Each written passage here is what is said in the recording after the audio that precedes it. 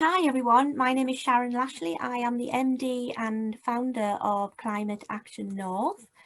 We are a community interest company, social enterprise, not-for-profit business operating in the Northeast, but across the whole of the North. We were set up as three directors, myself and Jennifer Claire Upson and Julie Harrison, who work collectively in climate change and environmental issues for well over 25 years. We are all experienced business owners and networkers, so we have quite a large network, I suppose, to which to work in. We established Climate Action North as a community interest company in 2017, and we work with businesses through their corporate social responsibility funding to deliver projects which add social value and, most importantly, address the climate emergency. Like I say, we work closely with businesses, we're funded by their CSR sponsorships, and this is how we deliver our activity. So we kind of work with quite a lot of people. We work with businesses, we work with NGOs, we work with charities. We're working with quite a few people, as you can see on the screen there. And also there are other people in the background that we haven't fit on that screen yet, but we are quite well established in terms of the people who we work with and the focus on the projects that we do as well. Most of our project work is around inspiring action in the climate emergency. So we do this through a range of initiatives. Some of these are registered, trademarked, and others are in the process of being trademarked. So Pollinator Parks is our first one, which looks at rewilding the North's business parks. We've got Global Wilders, which is all about encouraging people to be a bit more wilder and think globally, but act locally. So a lot of projects there, including education projects, litter projects, carbon footprinting, and that says ENER, but it should be energy. So it's energy saving as well. We at Tees Action for Rivers group, we have the project called Water, which is a bit of a play on the northern word for water, so Water. And that's started its soft launch on the River Weir at the end of 2020, but we're actually launching officially in the next few months, actually on the river. So there's a lot of exciting things happening there. We have a business action toolkit, which I expect is going to be quite useful for the business people on this session today, which is about assessing business resilience to the changing climate. So that will be a portal of questions on a website that they'll be answered. So I'll tell you a little bit more about that next. And we have an initiative called One Small Change, which is a series of online talks at the moment, but we will be launching into roadshow in a post-COVID world. Climate Action North has, I hope, quite a reputable, we've got a presence, I suppose, with events that we've ran in the past with rewilding. So we've had Chris Packham up to the Northeast talking about rewilding, and we've kind of championed that word really to try and think about rewilding as a word that means something to businesses as well as community. We had another rewilding event which brought together a lot of experts in terms of looking at rewilding as a solution, one of the solutions for climate change. So it's about large scale rewilding, but I actually equate it down to community rewilding. So I like to think that if we can community rewild and wild up our spaces, we are well on the way to helping mitigate some of the effects of the changing climate. Global Wilders is our latest sort of exciting project that we're looking at, which is a series of activities, I suppose, which looks at people, places, plants and animals. So there are 4 focus areas. We work with schools, communities, we'll work with businesses. You know, anyone can be a global wilder. There is no barrier to what you can do and to become a global wilder. And some of the projects that we offer through Global Wilders are all of these. I won't go through every single one, but I would say that we tend to focus on things that we can actually control. So, there are things that are out of control that we can't do anything about in the global world and the changing climate. But where we know we can make a difference, we'll run a project where we can make a difference, and we'll link with communities, we'll link communities with businesses, and businesses usually through their CSR agenda or their social value, or even just trying to maintain or achieve some of their UN Sustainable Development Goals. So we run projects like Life on Land, Life Below Water, will run, you know, projects against SDG 12, responsible consumption. So any SDG that you're involved in is an organisation. We have a project that will help deliver that. So it's about tailoring it to specific organisations and what they need to get that message out there. Rewiring the North Business Parks, we started the project at the North East Vic in Sunderland, persuaded them to give us some land and some volunteers and some money, and we made a really nice well-being garden for pollinators as well at the Business Innovation Centre, which then went on to go to the Beelines map, which is run by charity BugLife. So we have this aspiration to put all of these gardens on the Beelines map so we can join up and connect the business parks for pollinators. That's the idea of Rewiring the North Business Park. This is a project that we did at the BIC. So again, we planted about 300 plants, all British native wildflowers. We left an area completely unmown, so we asked them not to mow it.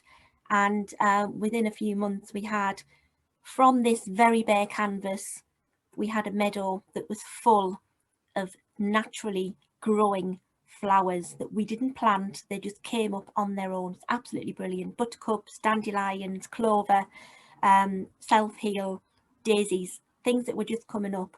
And obviously bee orchids as well. Those bee orchids were in that grass before it was being mown, you know, to within an inch of its life. So it's great to think that that was happening naturally when we leave it. So yeah, so Pollinator Parks is a really popular project that we're looking at, you know, replicating across the Northeast. We planted just recently in Dalton Park as well, so we're waiting for that garden, and we have a few more projects that we'll be looking at. Weir and Tees Action for Rivers is basically a project that we're looking at cleaning up the River Weir. So we started on the Weir because that's where we're based, and we look after this area of beach, which is called Timber Beach, and working with our sponsors who are Arctech based at the BIC and our project partners Swiftwater Solutions and Sunderland Enterprise Park, who own most of that business park area and that stretch of beach. So we're working with those partners to start the Rivers Cleanup project. 4 areas of work on there: on land, on the rocks, on the mudflats, and on the water. So there'll be 4 areas that we'll be working on, and that's a typical example of what we have to deal with when we have a high tide that leaves behind a lot of plastic pollution. This is the type of boat that we'll be working on the rivers with. It's a water witch boat. So we have the use of one of these for the weir, and we have quite an innovative approach for this project where everything that we'll be collecting from a plastic perspective will be recycled in some form. So we have a supplier potentially who can take that plastic and make it into something else. So closing the loop and making a bit of a circular economy for that project. We'll be working on the mudflats as well. And again, these are projects that businesses can get involved with you know, through us, but working with bringing the local communities together as well. On the rocks, you know, Sunderland River Weir has an extensive stretch of rock armour, very typically hard to pick. So we'll have experts working there to pick on there. I suppose this area of action, climate action, would be quite relevant for the people on this session today. It's the Business Action Toolkit that we're developing. So it's a toolkit for assessing and helping businesses become more resilient in the changing climate. And it will include a series of questions and production of a traffic light based report or a series of answers that will assess the ability to be resilient towards changing climate. So they'll have some case studies and they'll have some advice on what you can do. My particular background is renewable energy, so I'm experienced in solar PV, biomass heat pumps, and rainwater harvesting. There might be points towards, you know, renewable technologies, how to get a quick win, you know, doing certain things that might improve your energy efficiency and the thermal efficiency of your building, but also providing links to action-based solutions, initiatives and projects to take action. But all of this Business Action Toolkit is completely geared towards supporting businesses in the climate emergency. So it's how can you assess your own business and how resilient it is, what kind of things you need to be thinking of, how quickly you can deliver those and how quickly you can see results. And we wanted to make as easy, as seamlessly easy as possible, because we don't have time. We're in a climate emergency. I'm sure we all agree there is very little time left to make actions and improvement. There'll be about 65 questions on the portal. I'm not going to read all of these out, but it'll be things like, have you considered how to divert communications in the event of an emergency?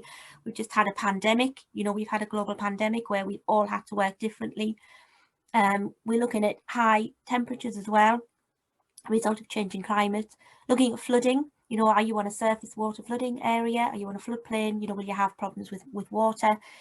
And also restoration arrangements for damage to properties, because sometimes commercial landlords and the commercial tenants may not realise that. So it's things like that we'll be thinking of to sort of make sure that your business is resilient enough to take forward action. And I think that's quite a really sort of fast, you know, presentation, I suppose. But if you are interested in getting in touch with Climate Action North, we have a number of ways that we mobilise action as well. One of them is we have a Patreon page where people can take action on climate change without even leaving your living room. You can just do a monthly subscription, and that goes towards all of the projects that we do. We have tree planting projects, we have plastic pollution, single-use plastic-free workshops, we have, you know, meadow creations and everything that we do on a daily basis. We have a merchandise stall as well, which is all about, you know, wearing the brand, you know, making sure that you can, I've got one on today, I've got a Global Wilders sweatshirt on, so it's all about wearing the brand, making sure that you're helping. We recently had a project to raise money to put solar panels and LED lighting and a garden in the grounds of Kirk Merrington School, so we're looking forward to doing that project this year. Very much about mobilising climate action through support from communities and their businesses. We also have a YouTube channel if anyone's interested in, you know, watching a few films on what we do. And that is it really. But I think one thing I would like to say is when we talk about green procurement and we talk about greening up businesses, and we need to help businesses be more green, and also, you know, think about things like fair trade and ethically sourced products. It's all about supporting those businesses to actually be able to do that. And I don't think that's an easy task. It isn't always an easy task. So my thought for the day, I suppose, is to, when you're looking at green procurement, you know, having been on the receiving end of a small business, but also on a larger scale working for bigger businesses, have a little think about how easy it is for those businesses to be able to compete with the larger businesses in terms of their infrastructure, their ability to be, for example, ISO 14001 approved, which is an incredibly hard process for a small business. You don't have capacity, money, time and people to do it. So, but think about, you know, the way that those companies could input into the Sustainable Development Goals, perhaps, you know, what they do on a daily basis, how that could help. Would that make you more inclined to buy from that company if they had SDGs behind them, or if they could demonstrate that they were doing certain things? But it's a minefield of stuff, I think, green procurement, when we're talking about, you know, buying ethically, you know, looking at renewable energy, making sure people are, you know, running their businesses in an environmentally, socially responsible way. But it isn't a one-size-fits-all approach. I've learned that in the 25, 30 years that I've been doing environmental management systems and working with businesses, small, large, and, you know, one-man bands. So it's a really tricky process. But, you know, I think from a regional perspective, I'm sure we can actually all do that, because there's a really good support network around this region. So thank you very much for listening today. That's our company, Climate Action North. And if anyone would like to get in touch with us, please do so using the contact details there. Thank you.